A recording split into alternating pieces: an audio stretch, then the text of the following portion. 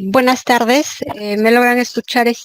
Voy a reemplazar al doctor Otero, ¿no? Respecto a los comentarios, soy responsable de la unidad formuladora de la Oficina de Planeamiento, Presupuesto y Modernización. Bueno, es muy importante la exposición que acaba de hacer el profesor Ramón Guapaya. Y voy a complementar prácticamente a lo que acaba de exponer.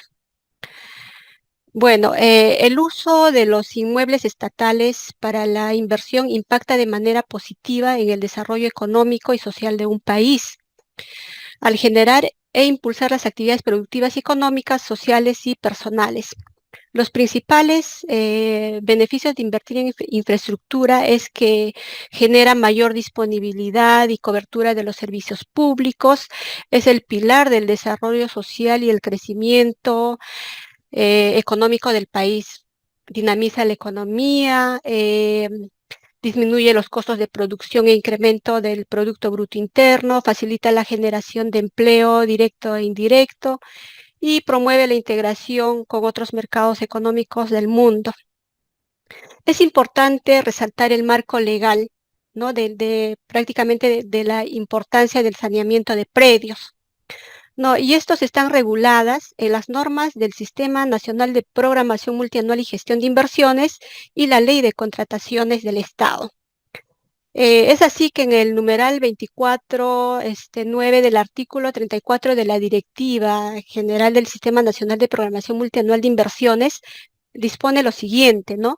Durante la fase de formulación y evaluación de los proyectos de inversión, la unidad formuladora verifica que se cuente con el saneamiento físico legal, los arreglos institucionales o la disponibilidad física del predio o del terreno, ¿no? De igual manera, en el numeral 41.2 del artículo 41 del reglamento de la ley 3225, Ley de Contrataciones del Estado, señala: tratándose de procedimientos de selección para la ejecución de obras, se requiere contar adicionalmente con el expediente técnico, la disponibilidad física del terreno, ¿no? La entidad adopta las medidas necesarias para asegurar la disponibilidad oportuna del terreno a efecto de no generar mayores gastos por demoras en la entrega, ¿no? de este bien bajo responsabilidad.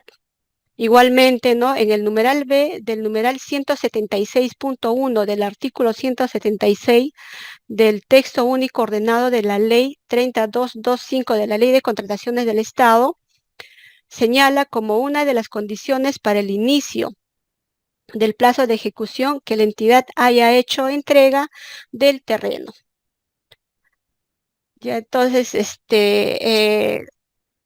como experiencia o lecciones aprendidas, ¿qué es lo que nosotros hemos podido identificar en los problemas respecto al saneamiento físico legal de los predios? ¿Qué es lo que se ha podido encontrar en los proyectos, ¿no?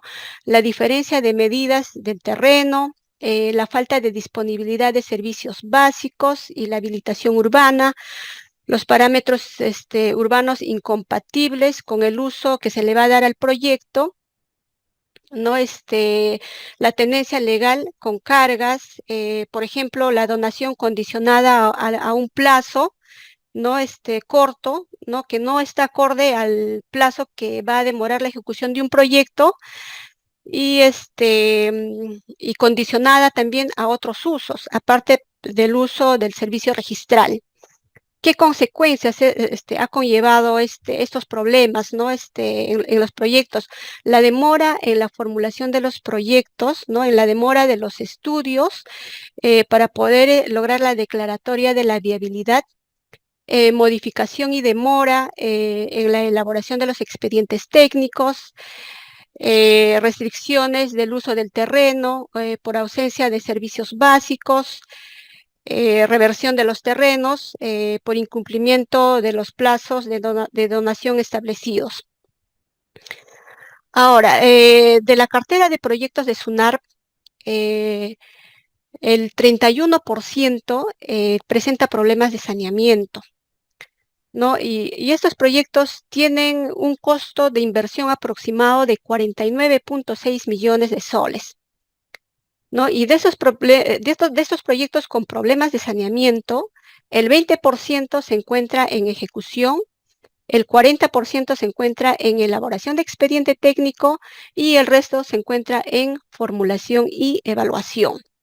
Estos problemas han generado restricciones en la ejecución y culminación de los proyectos de inversión en los plazos previstos, generando mayor tiempo, mayores costos, consecuentemente retrasos en el inicio de funcionamiento de las oficinas registrales para una adecuada prestación de estos servicios, ¿no? Y estas oficinas registrales generan una recaudación de ingresos al año aproximadamente de 46.5 millones de soles y por oficina registral en promedio de 9.3 millones de soles, cuya recaudación se ve afectado por la demora en la ejecución de los proyectos de inversión por problemas relacionados al saneamiento de los terrenos destinados para los proyectos de inversión. Bueno, eso es lo que puedo comentar respecto a la importancia del saneamiento físico legal, ¿no? Que prácticamente genera tiempo y costos a la entidad y escasa ejecución de las inversiones. Eso es lo que puedo complementar a la ponencia del profesor Ramón. Muchas gracias. Ahora tiene el uso de la palabra la doctora Karina Guevara Porges. Adelante, doctora, escuchamos sus comentarios. Sí, ¿qué tal? Buenas noches. No sé si me escuchan bien porque creo que me ven mal. Me veo como un espectro. La escuchamos, doctora. ¿Sí? ¿No se le escucha Ya, bien? ya, muy bien.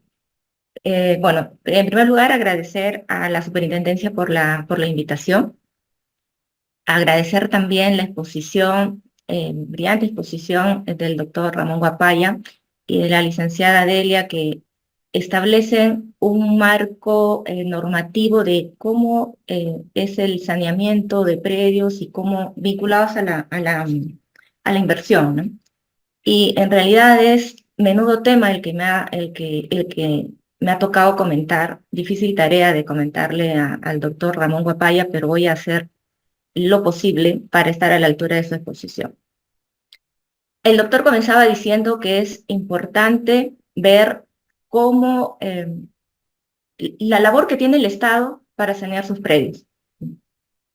Y es importante determinar que esa labor del Estado para sanear sus predios está vinculada netamente a lo que es el registro. Porque habría que partir de cuál es la función que cumple el registro dentro del sistema, ¿no? Y la función que cumple el registro dentro del sistema no solamente es una función jurídica, sino es una función económica. Y la función económica es la que trasciende en todos los campos y en los 3 niveles del Estado. Por ejemplo, hoy en día tenemos los 10 grandes proyectos de inversión que el Estado peruano se ha planteado, que son el terminal portuario de Chancay, la carretera Siguas-Majes 2, el terminal portuario del sur, la línea 2 del metro, que ahora se ha ampliado hasta el 2028, la propia ampliación del aeropuerto, que se espera culminar a fin de año, pero no sé si es que se va a lograr culminar, la autopista del Sol, la carretera Ollón-Ambo, el aeropuerto de Chincheros, la red vial número 4, que han sido priorizados dentro de los 10 proyectos. Dentro de todos estos 10 proyectos habría que ver qué tarea o cuál es el rol que va a tener que cumplir el registro como actor. Y vamos a darnos cuenta que el registro es un actor principal dentro de esta tarea de saneamiento. El doctor Ramón decía que sí, es importante el saneamiento para que el Estado pueda finalmente concesionar los bienes. ¿Por qué? Porque el Estado requiere tener bienes limpios o bienes sanos. Y ese proceso de saneamiento va a involucrar desde la adquisición de los predios a particulares o siendo eriazos o presumiéndose del Estado, inscribirlos en registro, ¿no? Y luego vamos a tener que ver, una vez que el Estado ya adquiera esos bienes, vamos a tener que volver a la otra parte que es la concesión. Entonces, hay dos sistemas o dos registros que van a intervenir dentro de toda esta etapa, que vendría a ser el registro de predios y el registro de concesiones. Ya lo decía el doctor, en el registro de concesiones vamos a inscribir, por ejemplo, nosotros tenemos la explotación de los servicios públicos, ¿no? Pero habrá que ver si necesita una repotenciación ese registro de concesiones. Tengo entendido que ya la DTR está evaluando una mejora en lo que es el registro de concesiones. Ya está trabajando en ello y eso es importante, porque lo que se viene para el impacto económico que espera el Perú requiere que el registro también esté a la par, con su registro de concesiones y con su registro de predios. Por ejemplo, tengo entendido también que en el caso de infraestructura, por ejemplo, ya se está habilitando lo que es el sistema de digitalización en Chancay, ¿no? Y no solamente va a tener que ver con la oficina propia, con la ampliación de la oficina, sino también con la capacidad operativa, ¿no?, del recurso humano y su capacitación. Entonces, habrá que estar a la par, siempre digo, ¿no? Pero ahora vamos a ver lo que es en sí, para poder aterrizar todo eso, todo ese impacto económico y todo ese desenvolvimiento que va a tener el registro, cómo va a impactar en el operador registral. Y cierto es que hay un marco normativo, que ya lo decía el doctor Ramón, que en la ley 29151, que es sobre el saneamiento de bienes estatales en sí y su reglamento. Adicionalmente a ello tenemos el decreto legislativo 1192 y la ley 30230, que marcan un camino para poder adquirir los predios, ya sea por trato directo o por expropiación, la 1192, y la 30230, que también tiene una forma de saneamiento, por ejemplo, vial, ¿no?, que ha sido principalmente pensado para eso. Pero este marco normativo, si nosotros remontamos hasta el año 2015, si no me equivoco, ha pretendido que el Estado pueda entregar esos bienes saneados, ¿no? Eso es lo que ha querido. En el camino, sí, efectivamente, ha habido infinidad de problemas, como cuáles: el que había ocupantes, ¿no?, que no ha podido liberar los terrenos, que decía el doctor Ramón, efectivamente. En el camino se ha intentado generar un marco normativo para que finalmente el posesionario, o el poseedor, mejor dicho, pueda ser retirado a través de una compensación económica. Y con ello el Estado finalmente paga al propietario y también paga al poseedor. Es lo que finalmente ha tenido que hacer. ¿Para qué? Para que pueda entregar esos bienes saneados.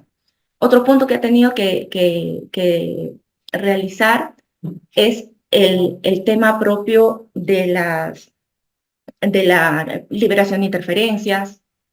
También ha tenido que vincular, por ejemplo, a varios actores. El inversionista, por ejemplo, lo que decía el doctor Ramón, ¿no?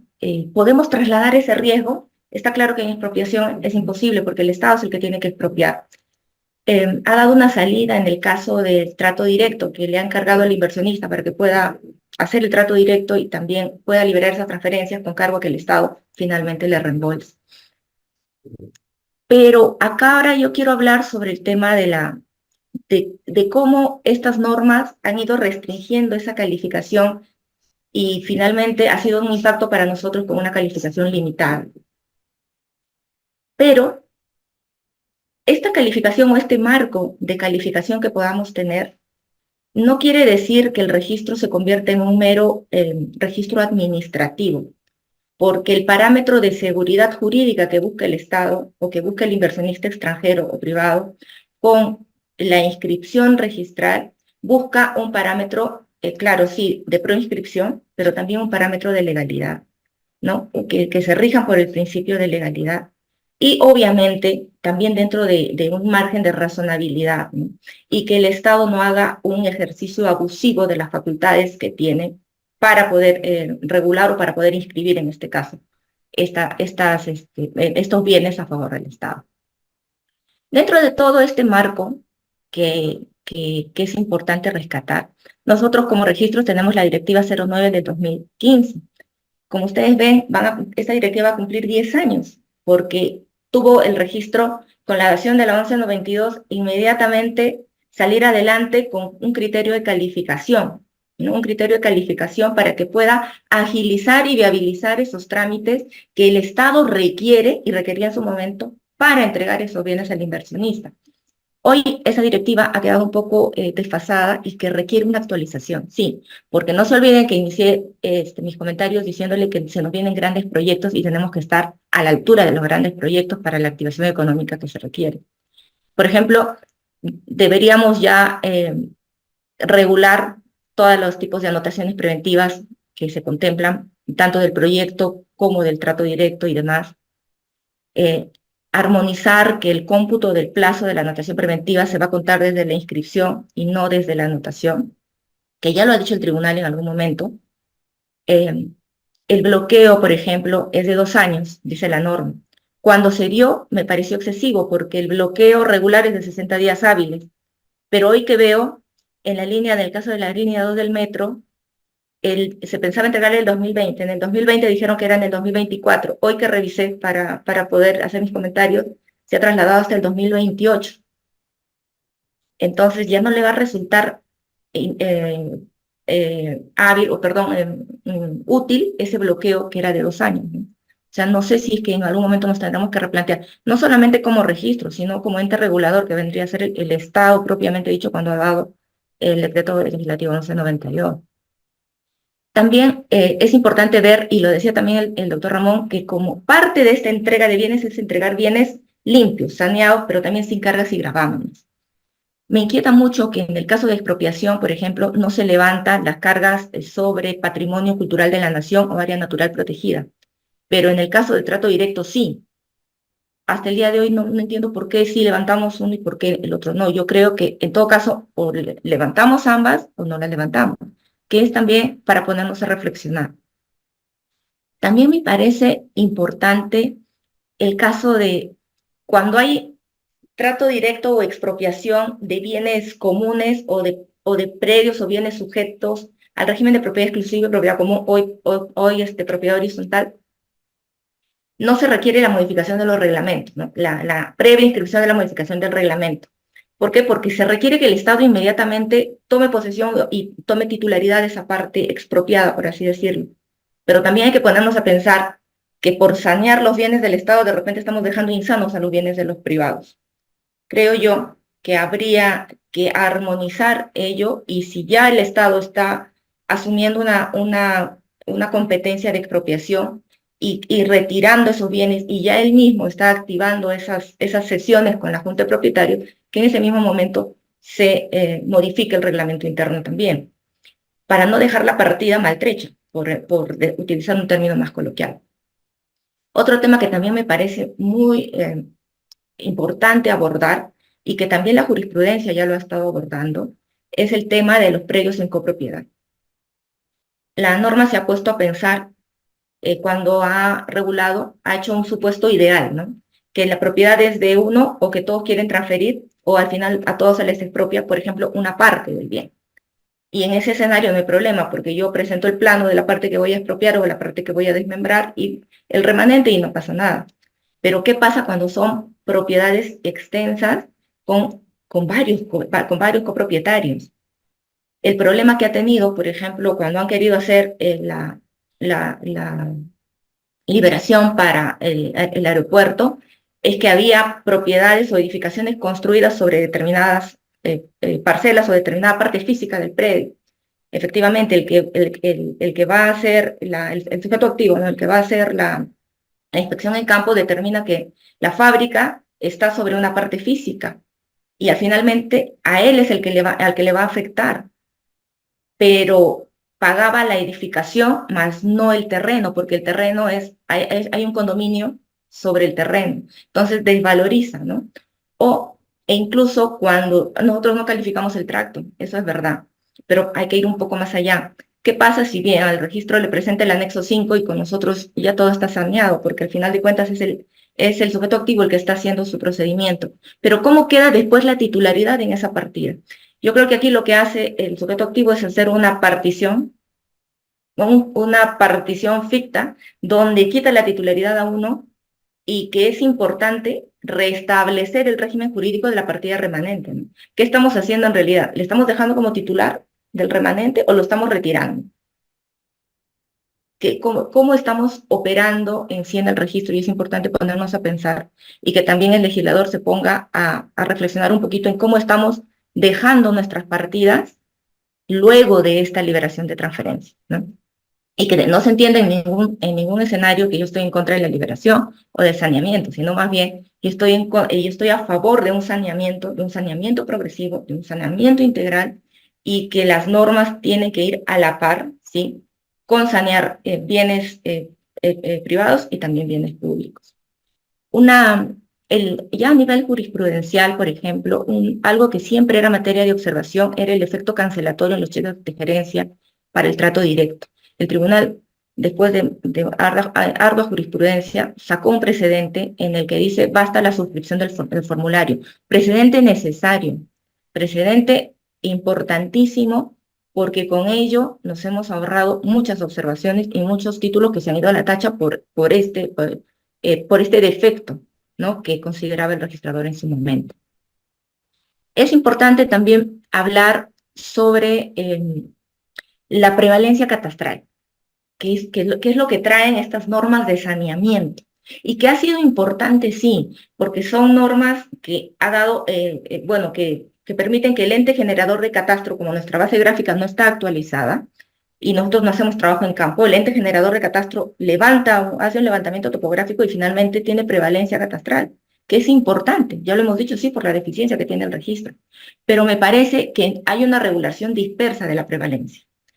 Un lado está la 1192, que remite a la 30230, y por otro lado está la ley 29151 y su reglamento.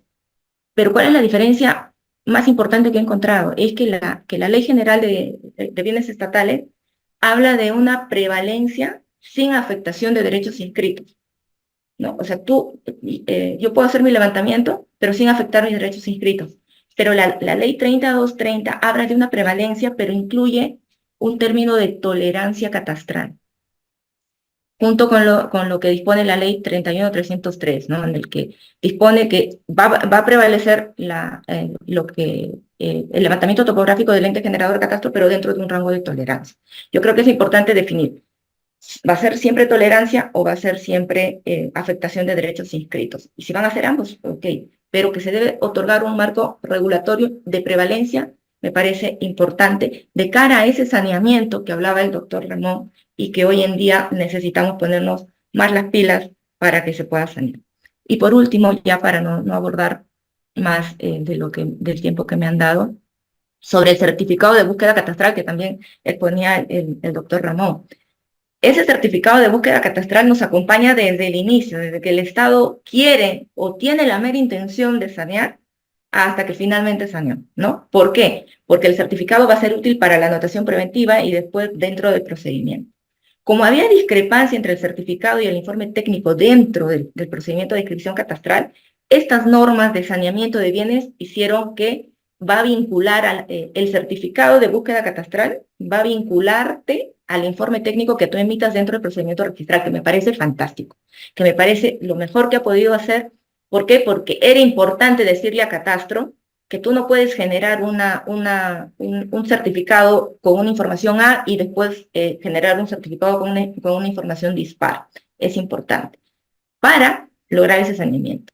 Pero también es importante que esa vinculación que hay entre el certificado y el informe técnico lo podamos traspolar a lo que es el mismo procedimiento en todos los casos y no solamente en saneamiento de bienes estatales, ¿no? Finalmente, para cerrar, es importante, quiero recalcar que debemos estar todos los operadores registrales sintonizados con los grandes proyectos que van a impulsar la economía. Y como lo decía, el registro no es solamente un actor jurídico, sino también es un actor económico, y un actor económico de rango principal, ¿no? Muchas gracias. A continuación, le damos el uso de la palabra al doctor Ramón Guapaya Tapia para sus comentarios finales. Adelante, doctor. Lo escuchamos. Bien, muchas gracias. Gracias, doctora Guevara. Gracias, doctora Delia, por sus comentarios. La verdad, los comparto en su totalidad. Muchas gracias por ellos. Solamente quería precisar, lo que decía la doctora Delia, Claro, yo me referí básicamente a los proyectos de inversión público-privada, los que están regulados por el Decreto Legislativo 1362, que son los macroproyectos de los proyectos de asociación público-privada. La otra idea se refería a los proyectos que son básicamente la contratación pública regular, los de la ley de contrataciones de la 30225, que son ya, digamos, los proyectos más, digamos, estándares ordinarios de cada entidad pública, ¿no? Pero igual, la problemática es similar, digamos, finalmente, porque en todo caso, digamos, el Estado siempre tiene que entregar un terreno listo y disponible, finalmente. O sea, libre de ocupantes, cargas y gravámenes, el entendimiento es similar. Ahora, y noten la cuestión, o sea, si el Estado a veces no lo puede entregar, no lo puede hacer en un proyecto pequeño, noten cuando es un proyecto enorme, por ejemplo, cuando va a ser una APP, por ejemplo, y esto simboliza, digamos, de que finalmente el Estado tiene que hacerlo y tiene que hacerlo justamente porque la idea es, oye, si se va a construir algo, hay que hacerlo bien desde el punto de vista formal, desde el punto de vista, digamos, de que esté, digamos, justamente en un predio que esté, digamos, específicamente con un propietario definido y además sin cargas, sin gravámenes, sin inscripciones, anotaciones para que nadie lo vea y diga que tiene un mejor derecho o que, digamos, que prevalece sobre el bien del Estado. Eso es lo que no podría pasar jamás, ¿me entienden? Entonces, por eso el saneamiento físico legal está importante. Y también sobre lo que dijo la doctora Karina, a mí me parece bien importante. Claro, es que en estos tiempos parece que a todo el mundo le encanta el tema de simplificar, simplificar y menos plazo y automático. Entonces, no, un ratito. El tema de registro de seguridad jurídica, publicidad y seguridad jurídica. ¿Y eso qué implica? Implica también tomar un tiempo para analizar. El registro no es una mesa de partes. El registro tampoco dice, no, entonces porque lo manda la SB ya tengo que inscribirlo, doy fe. Y no es así, porque también hay una operación que es la calificación registral, justamente. Hay un principio de rogación, pero también hay un principio de calificación. Y eso implica cumplir con el principio de legalidad registral, justamente. Yo soy de lo que piensan, y a esto me afilio a magníficos, digamos, autores. Yo sé que hay mucho debate entre los hipotecaristas españoles, los especialistas en derecho hipotecario y gente del derecho administrativo, pero yo creo que el registro es una función, digamos, así lo han dicho los administrativistas, básicamente Santa María Pastor, que es una función administrativa que opera sobre derechos privados. Y por ende, digamos, la función registral es una forma de actividad administrativa. Hay un libro magnífico de la profesora Concepción Barrero, profesora que es además hoy día presidenta de la Asociación Española de Profesores de Derecho Administrativo, sobre la función administrativa registral. Entonces, parte de eso es justamente la función de calificación que tiene el registrador y en cumplimiento de la legalidad registral. Y por ello es que el registrador también tiene que verificar efectivamente que aunque sea el Estado el que traiga la inscripción, esto no está afectando derechos de terceros y no está afectando justamente derechos prioritarios, no está afectando, digamos, otros derechos para justamente garantizar la misión del registro, que es la seguridad jurídica y la estabilidad de los demás derechos. Entonces, a mí me parece bien importante las reflexiones que comparte la doctora Karina, las cuales comparto, y no se trata solamente de simplificar por simplificar, o de reducir plazos, sino de garantizar la estabilidad del orden jurídico, ¿no? Eso es lo que quería compartir. Nuevamente agradezco mucho la invitación, espero que haya sido de utilidad y nuevamente gracias a SUNAR y a la comisión organizadora por la invitación. Y hasta otra oportunidad.